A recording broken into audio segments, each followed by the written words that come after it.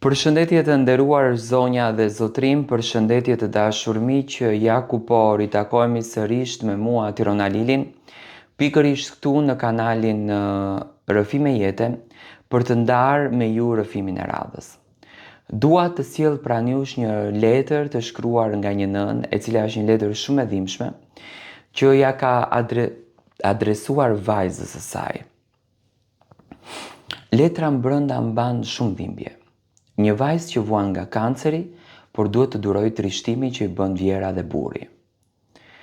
E dashur vajza ime, po ta shkruaj këtë letër në një natë të gjatë, kur gjumi nuk më vjen edhe zemra më dhëmb më shumë se kur.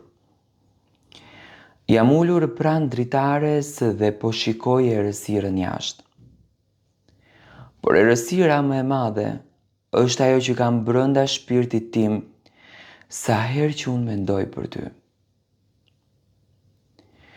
Që nga dita kur erdhe në jetë,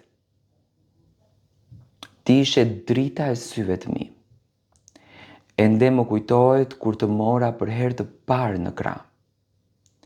Ishe aq e vogël, aq e brisht, dhe unë të premtova se do të mbroja nga çdo e keqe. Të shikoja teksa arriteshe, teksa bëje hapat e parë, teksa qeshje me gjithë zemër. Çdo buzëqeshje e jotja në thelb ishte lumturia ime. Ti ishe vajza që gjithmonë mendonte për të tjerët para vetes.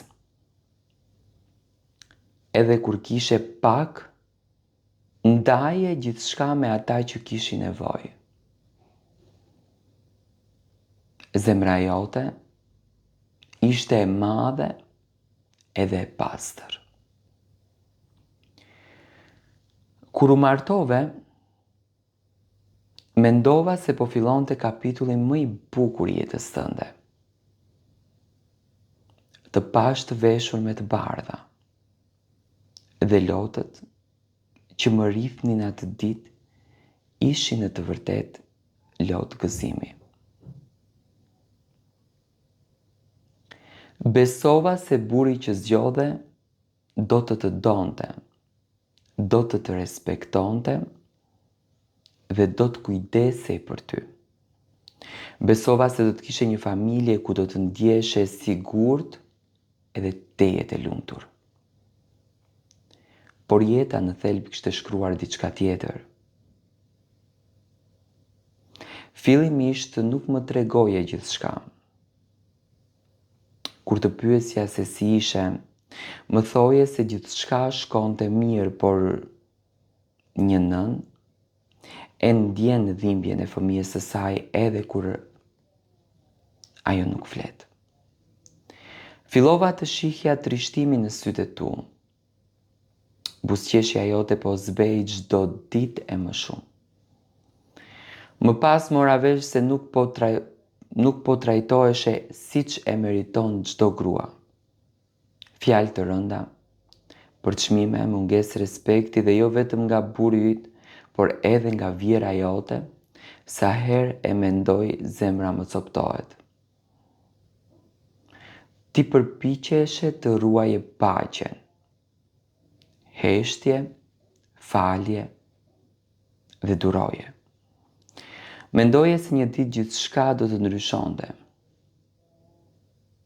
Por shpesh njerëzit e mirë lëndohen pikërisht sepse e kanë zemrën të mirë.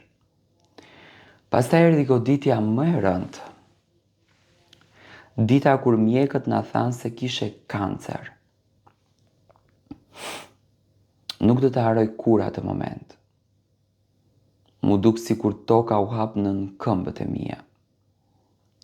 Dëgjoja fjalët e mjekut, por nuk arria që t'i besoja. Si mund të ndodh kjo me vajzën time?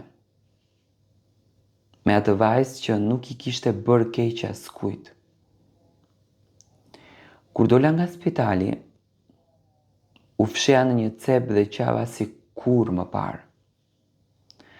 Nuk qava sepse kisha frikën nga sëmundja.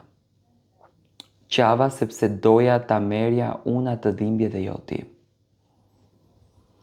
Një nën do t'jepte jetën e saj që fëmia të mos të vuante.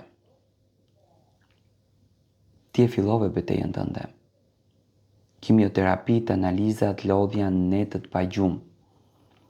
Të shikoja duke luftuar me një forcë që nuk e kisha parë kur më parë. Edhe kur ishe raskapitur, gjeje forcën të më thuash: mos qaj mami, unë do t'ja dal.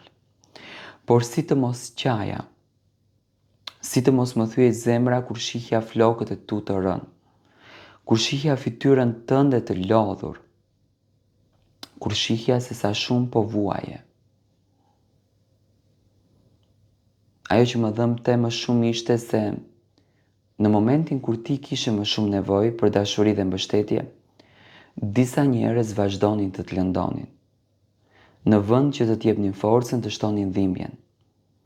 Në vend që të mbanin dorën të linin vetëm. Shpesh kthehesha në shtëpi dhe pyesja veten si mund të jetë zemra e njeriut kaq e ftohtë. Si mund të mos ketë mëshirë për një grua që lufton për jetën e saj. Por ti, bija ime, vazhdove të qëndroje në këmbë. Më kujtohet një ditë kur erdha të shihja ishe shumë e lodhur. Si ti kishe të skuqur nga lotët, e unë ula pranë teje dhe të mora dorën. Ti më the: mami, kam frikë. Atë çast ndjeva si kur zemra më ndaloi. Jo sepse nuk e prisja frikën tënde, por sepse për herë të parë pash vajzën time të fortë të pranonte se ishte e trembur. Të përqafova fort dhe thash: edhe nëse e gjithë bota të kthen shpinën, unë do t'jem aty pranë teje. Dhe këtë premtim do ta mbaj deri në frymën time të fundit. Sot, ndërsa po e shkruaj këtë letër, duaj që të dish diçka, bi. Ti nuk je vetëm.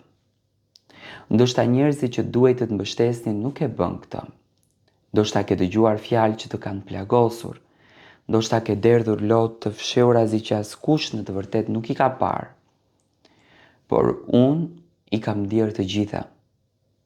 Një nën e ndjen lotët e vajzës së saj edhe kur ndodhet larg njëra tjetrës.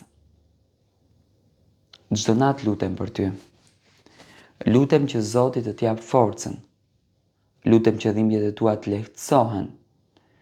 Lutem që një ditë të zgjohesh dhe të ndjesh paqe në zemër.